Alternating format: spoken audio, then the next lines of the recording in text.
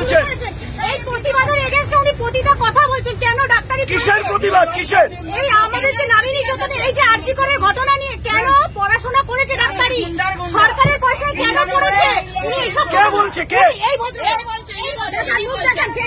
এই দেখুন, এই ভদ্রলোকের মুখ দেখুন, এই দেখুন, দেখুন, দেখুন, তিনি আরজি করের ঘটনার এই দেখুন, এই দেখুন, এই দেখুন,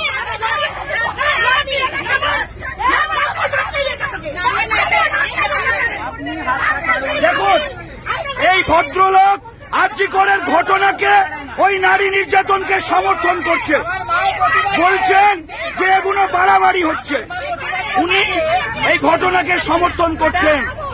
যে মহিলারা, আমাদের যে ডাক্তাররা করোনা পরিস্থিতিতে প্রাণ বাজি রেখে আমাদের বাঁচিয়েছেন, সেই ডাক্তার আরজি করে ধর্ষিতা ধর্মতলা থেকে যে মহিলারা বাসে রয়েছেন তাদেরকে উত্তক্ত করতে করতে এসছেন।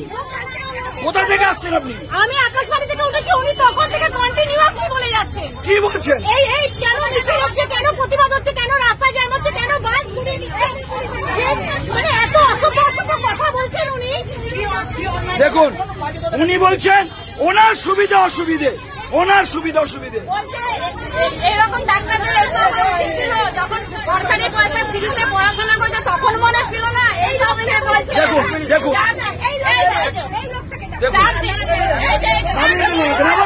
দেখুন, পুলিশ আসছে, নাবান ওনাকে, নাবান, একদম বাজে লোক। দেখুন, পুলিশ এসে নামিয়ে দিচ্ছি না। রাখুন, যে পাড়ার ইনি, সেই পাড়ার লোকেরা চিনবেন, এই ভিডিওটাকে ভাইরাল করবেন। এটা 71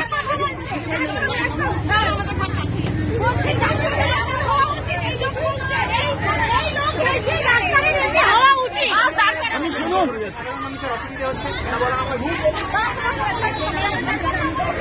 এই কন্ট্রাক্টর দাদাকে যাতা বলেছে, এই কন্ট্রাক্টর দাদাকেও যাতা বলেছে আমাদের সামনে। বলছে সরকারি পয়সায় করেছে, ডাক্তারের হওয়া উচিত।